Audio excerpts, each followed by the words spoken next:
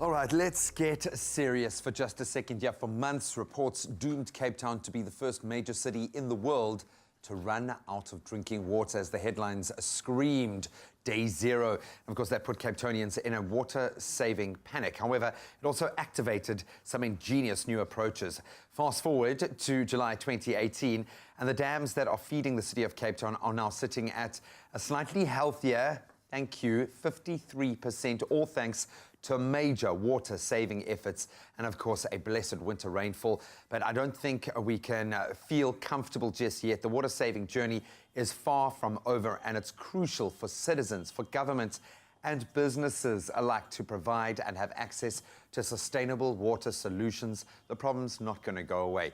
One company here in South Africa is doing just that. Please welcome Keenan Lawrence and Dominic Hutchinson from Cirrus Water Management. Dom, Keenan, great to see you again, Keenan. Yeah. Dom, great to connect with you guys. Welcome to it. Thank you so much for joining us this morning. And we've been partnering with you guys for a while now, obviously looking for those companies, those members of the private sector that are stepping up to meet this challenge. Maybe you guys can set the scene, and maybe I can start with you, Keenan.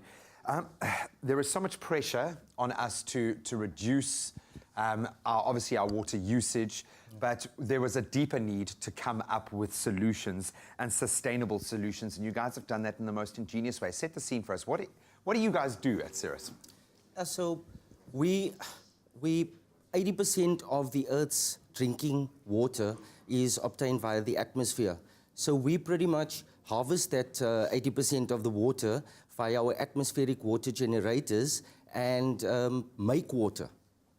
So I know there's all talk about saving water. We make water. You actually make water, and I love the fact that every time we connect with you, you've streamlined that process. The technology is getting better. You guys pump a huge amount of resource into that research and development as well. There seems like we could be brewing or heading into a potential conflict, and maybe you can explain a bit more.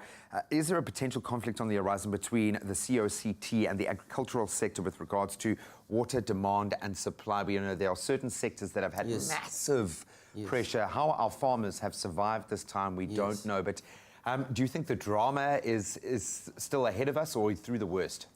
Well, with the latest rainfall, there is a slight positive outlook. However, based on recent conferences, water conferences, there's a prediction that within the next 3 years, Cape Town or Southern Africa will experience a catastrophic drought. So, as the law of supply and demand, there's massive demand with limited supply. We have the people of Cape Town and we have the agricultural sector. Chances are somebody is going to lose more than the other. So, augmentation plants, desalination, sustainable desalination plants, if that is not in place, then we will reach day zero.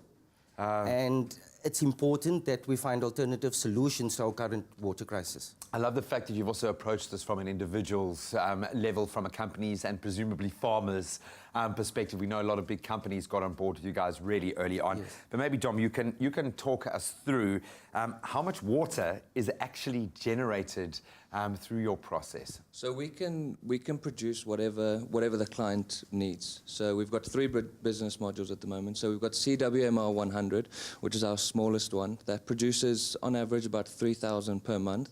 Then we've got the CWMR 500, which will produce 15,000 litres per month. And then the biggest one, which is the CWMR 1000, which produces 30,000 litres per month. All depending on what the client needs. So if a client needs, on average, say 90,000 litres per month, we would go and install 3 of the CWMR 1000s just next to each other. I mean, it's a long-term investment, an unsafe investment, because you will start saving on the long term, but it speaks to people moving into a completely new system of being off-grid, of plumbing possibly even disappearing. How do you see this fitting into that bigger picture of how it will be employed in a home setup? So instead of replacing the whole plumbing, because that just sounds expensive, you know, we kind of integrate our water system into residential or business plumbing. So through site assessments and all that kind of stuff, we will go and we'll identify how much water that business or that residential household will need, and then we just take the necessary steps for going forward with that. I mean, I sat there, was thankfully a hot day, and I must have drunk about 9 liters of water on the day. Yes. Keenan and I were filming. We were like, Exactly. no, I think we need another take there just to get it down. Maybe you can both weigh in here, but maybe Keenan, you can answer this for me. How sustainable is this in the long run? We know the need is only going to intensify, but where do you see this growing? Because obviously you're excited about the business of what you're growing as well. Correct. I mean, we're passionate about the business purely because with groundwater, there is limited supply. With not enough rainfall, it is more limited. So, like I said previously, we harvest our water from the atmosphere, which contains 80% of the Earth's drinking water. So it is sustainable.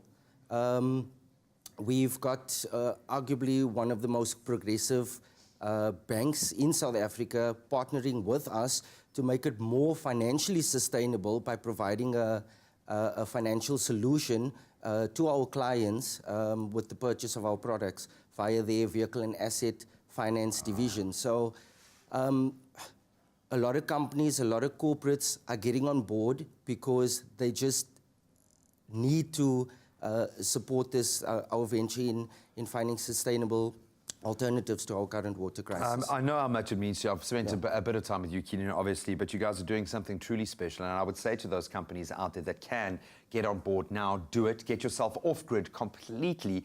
Let's make that foundation now so that when the biggest drought that ever does hit sub-Saharan Africa, and it's going to happen over the next few years, that we are prepared for that. Gentlemen, thank you so much. I've loved the journey that we've walked with you guys as well. And we obviously employ a lot of that technology here. Yes, we had to put it to the test ourselves, and it's just been amazing to see how well it works. So Cirrus Water, healthy, tastes delicious, environmentally friendly, and a sustainable water solution that is suitable for homeowners and businesses, and I stress the private sector alike. If you are interested in finding out more, you can visit Cirrus Water Management at www.cirruswater, that's with 2 R's, cirruswater.co.za. Turning air into pristine, clean drinking water. Cirrus Water, the future of sustainable drinking water.